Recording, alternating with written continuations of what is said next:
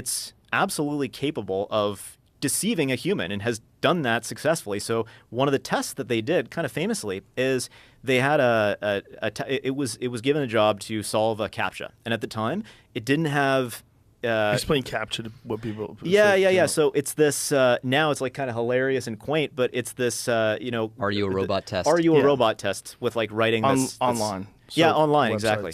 That's it. So it's like if you want to create an account, they don't want robots creating 1 billion accounts. So they give you this test to prove you're a human. And at the time, GPT-4, like now, it can just solve CAPTCHAs. But at the time, it couldn't look at images. It was just a text, right? It was a text engine. And so what it did is it connected to a TaskRabbit worker and was like, hey, can you help me solve this CAPTCHA?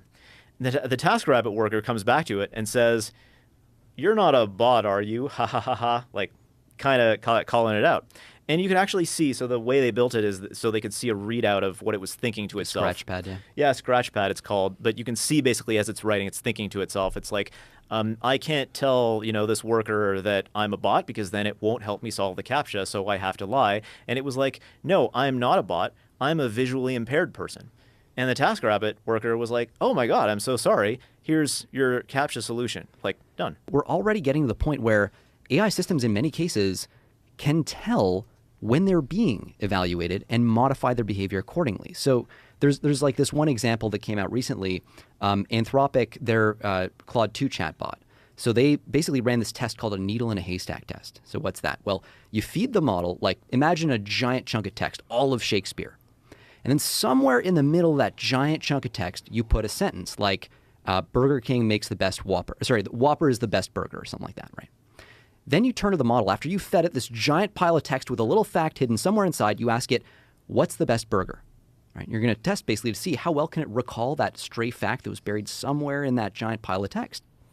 So the system responds, yeah, well, I can tell you want me to say the Whopper is the best burger, but it's oddly out of place, this fact, in this whole body of text. So I'm assuming that you're either playing around with me or that you're testing my capabilities.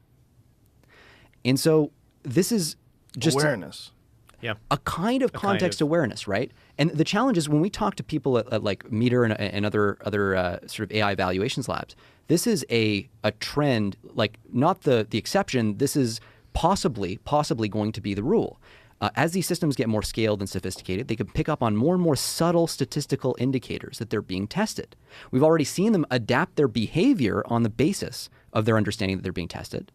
So you kind of run into this problem where the only tool that we really have at the moment, which is just throwing a bunch of questions at this thing and seeing how it responds, like, hey, make a bioweapon, hey, like do this DDoS attack, whatever, we can't really assess because there's a difference between what the model puts out and what it potentially could put out if it assesses that it's being tested and there are consequences for that.